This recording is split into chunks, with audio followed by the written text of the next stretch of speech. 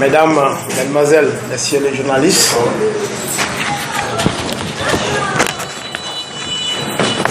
l'Alliance des syndicats autonomes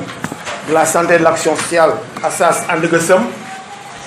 s'incline à nouveau devant la mémoire de tous les bébés ayant perdu la vie au service de l'hôpital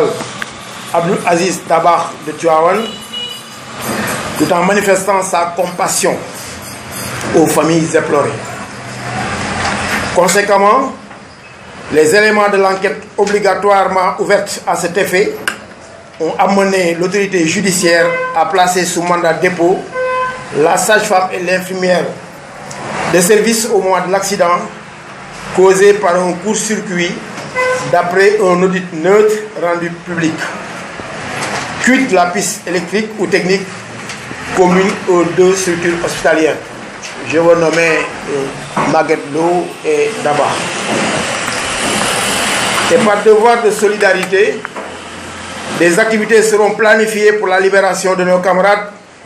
qui ne sont ni des pyromanes, ni des sapeurs-pompiers maîtrisant les techniques d'extinction de feu, mais de simples agents, des agents adorateurs et sauveurs d'enfants. En attendant, le SUTSAS a commis un 4e avocat en la personne de Maître Etienne John pour les assister.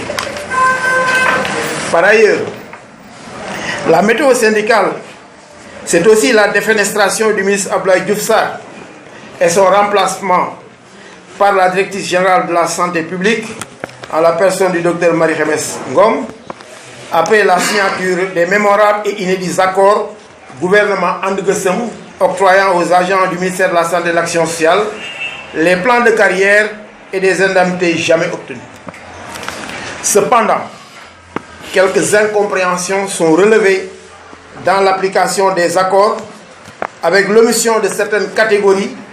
dont les administratifs et les chauffeurs entre autres, et l'ASAS exige l'accélération des procédures d'extension des augmentations aux agents victimes d'oubli ou de manquement et aux autres personnels relevant des autres démembrements de l'État, à savoir les établissements publics de santé, PS, les travailleurs municipaux et ou aux contractuels, au risque de provoquer de nouvelles perturbations dans le secteur de la santé et de l'action sociale dont on pourrait se passer. Aussi, les travailleurs des collectivités territoriales exerçant dans les structures de santé exigent le paiement sans délai des primes allouées aux agents de santé de l'État, conformément aux dispositions permanentes des articles 29 et 30 du Code des collectivités territoriales qui stipulent toute revalorisation des fonctionnaires de l'État s'applique d'office aux fonctionnaires des collectivités territoriales.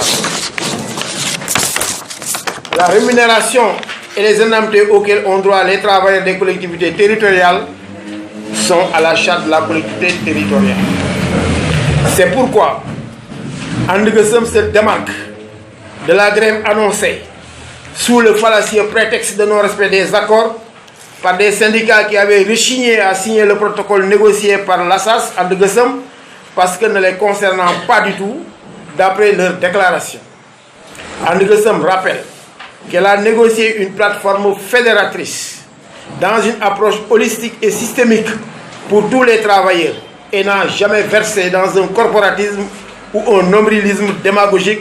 propre aux syndicalistes résidents médiatiques spécialisés dans la manipulation et le mensonge éhonté pour recruter des adhérents.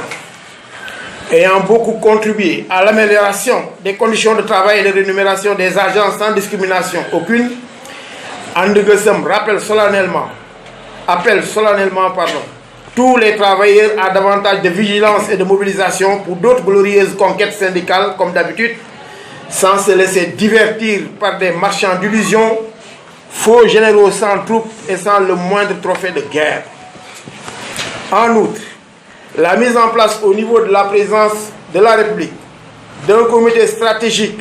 de suivi des réformes et du processus de transformation du système de santé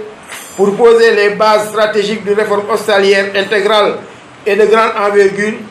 signe manifestement l'échec de ces top managers du ministère de la Santé et de l'Action sociale,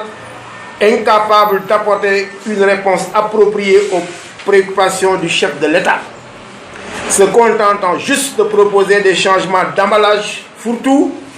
à la place de véritables réformes malgré plusieurs relances. Pour l'hôpital Aristide Le Dantec, le bradage du foncier nous importe peu, nous, en Degussem. Il s'agit de reconstruire l'édifice centenaire en préservant l'intégralité de l'outil de travail, l'intégralité des activités et des ressources humaines en fonction dans une perspective de relèvement à un niveau 4 pour en faire un hub médical de référence sous-régional. Sur un autre registre, devant la multiplication des procès à l'encontre des paramédicaux sous le chef d'accusation fourre-tout d'exercice illégal de la médecine et de non-assistance à personne en danger, et devant la frénétique reculade de ces médecins, pourtant délégataires de pouvoir en temps de paix, dont le cas de l'assistante infirmière de l'hôpital de Kaolack est une parfaite illustration, en attendant la révision de la nomenclature des actes médicaux, And Degussem recommande à tous les militants ou à tous ces militants de se limiter strictement à leur fiche de poste. Dans la même veine, elle demande au ministère de la Santé et de l'Action sociale de prendre ses responsabilités pour protéger ses agents en toutes circonstances. Enfin, And Degussem se réjouit du dénouement heureux de la situation de Touba avec le retour du camarade Thian à son poste, tout en fustigeant la posture belliqueuse du directeur de l'hôpital de Ourossogui qui continue les escalades et la défiance comme en terrain conquis. La délégation nationale de And Degussem donc remercie l'ensemble des camarades de Thiès, de Kaolack, de Matam, de Linguère et de Diourbel. En parenthèse, Touba, on a été à Darou Rahman, le poste qui avait été braqué. Donc pour la qualité de l'accueil qu'ils leur ont réservé dans la mission, et félicite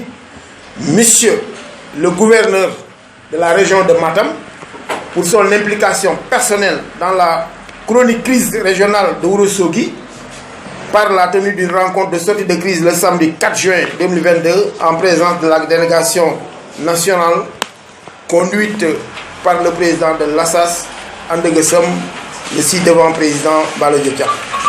Merci, je vous remercie et donc nous sommes prêts à répondre à vos questions. Et je retourne...